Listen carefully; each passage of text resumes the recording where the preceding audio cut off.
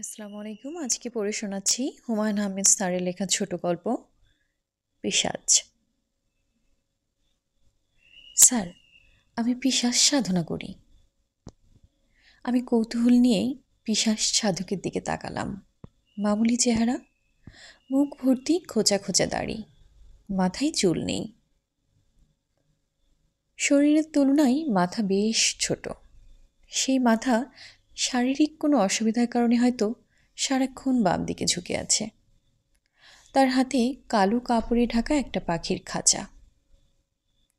খাঁচায় যে পাখিটা আছে সেটা খুব সম্ভবত কাক। পা ছাড়া পাখিটা আর কিছু দেখা যাচ্ছে না। কাকের পা বলেই মনে হচ্ছে। লোকটার বয়স আন্দাজ করার চেষ্টা করলাম। গ্রামের অভাবী মানুষের বয়স চট করে ধরা যায় না।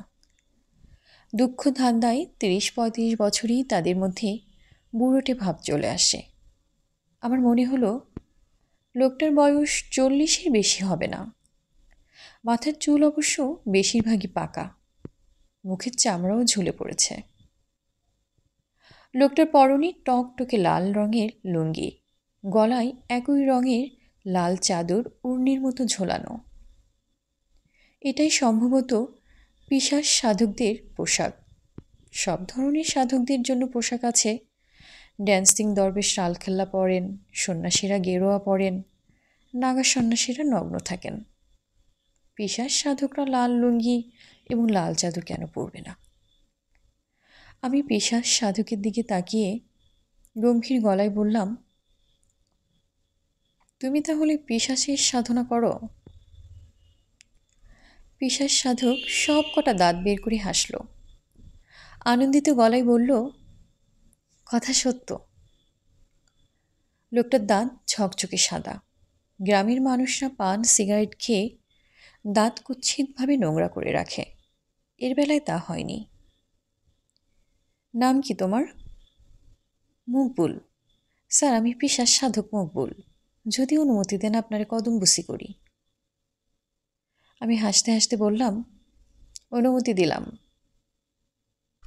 সে অভয় দেওয়ার ভঙ্গিতে বলল, পায়ে হাত দিব না স্যার, ভয়ের কিছু নাই। আমি বিস্মিত হয়ে বললাম, পায়ে হাত দিলে ভয়ের কি? পিশাচ সাধনা যারা করে তারা কারোর শরীরে হাত দিলে বিরাট ক্ষতি হয়। ক্ষতিটা কার হয়, তোমার না তুমি যার গায়ে হাত দিবে তার? আমি যার শরীরে হাত দিব তার। আপনার শরীরে হাত দিলে আপনার বিরাট ক্ষতি হইব। যেখানে হাত দিব সেখানে ঘা হইব। পায়ে হাত দাও, দেখি কি ক্ষতি হয়, ঘা হয় কিনা। সি সি, কোন কে আপনি? আপনার ক্ষতি হবে এমন কাজ পিশাচ সাধক মকবুল করব না।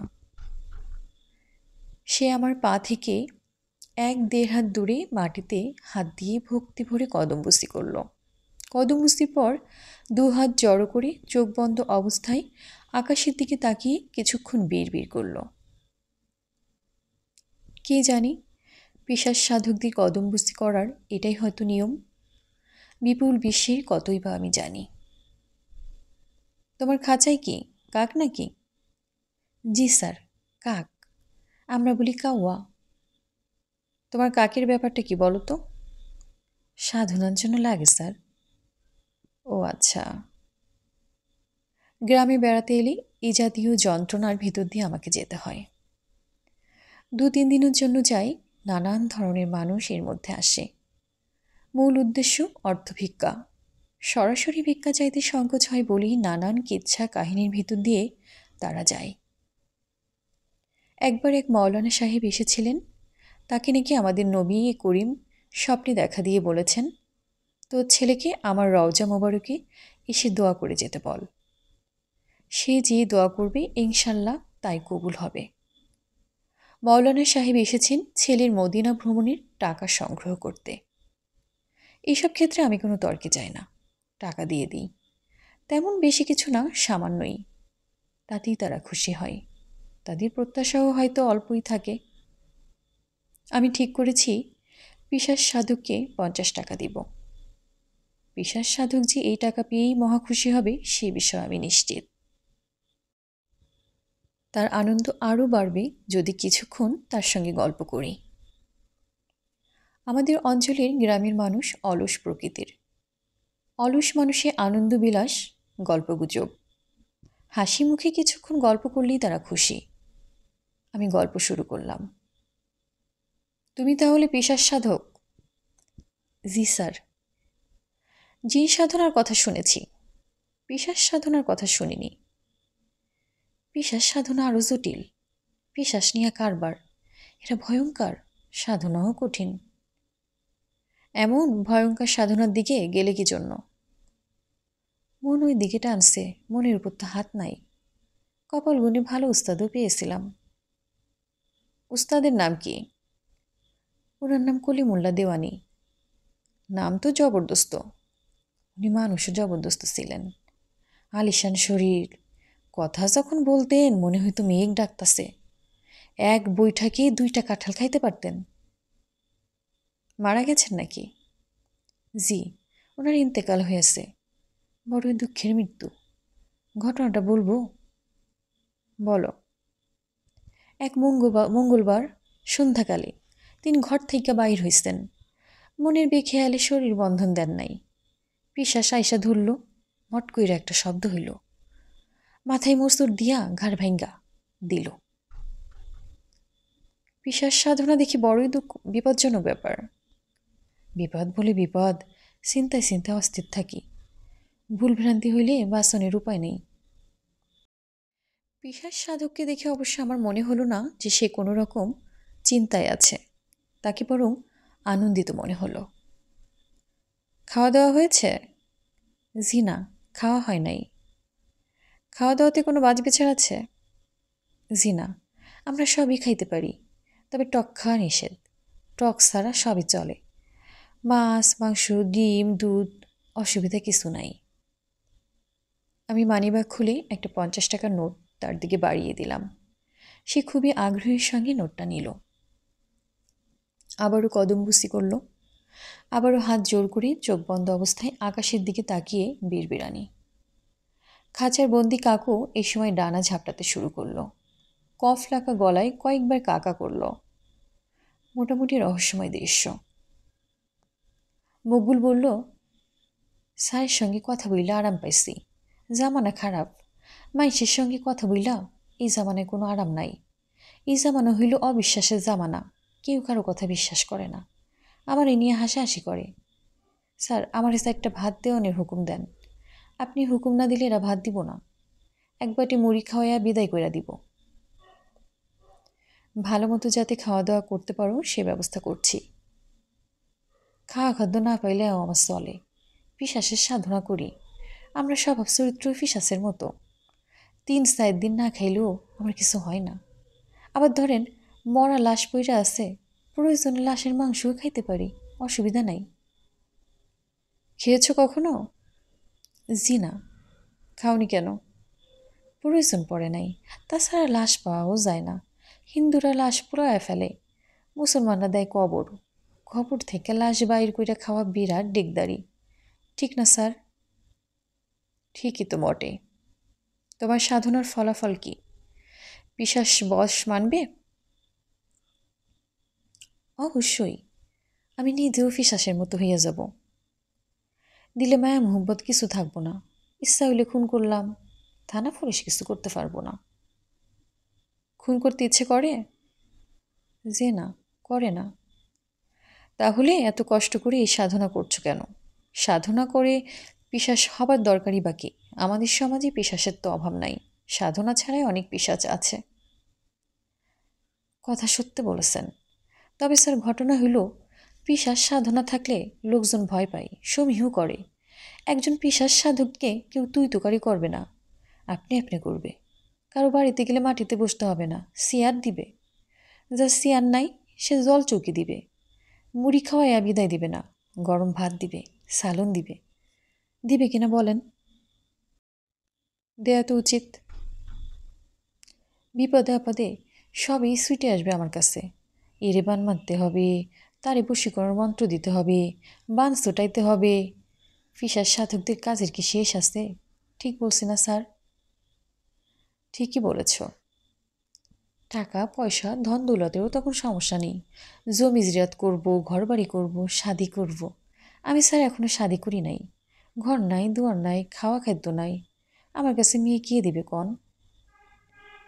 পিশাচ সাধকদের কাছে কি আর মেয়ে দিবে? মেয়ের বাবার কাছে পিশাচ সাধকটা পাত্র হিসেবে ভালো হবার কথা না।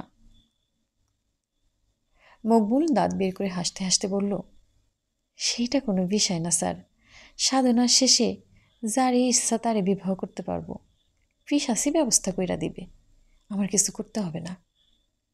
তাই নাকি? অত কষ্ট কইরা যে সাধনা করতাছি, বিনা কারণে তো করতাছি না। আমি তো বেকুব না।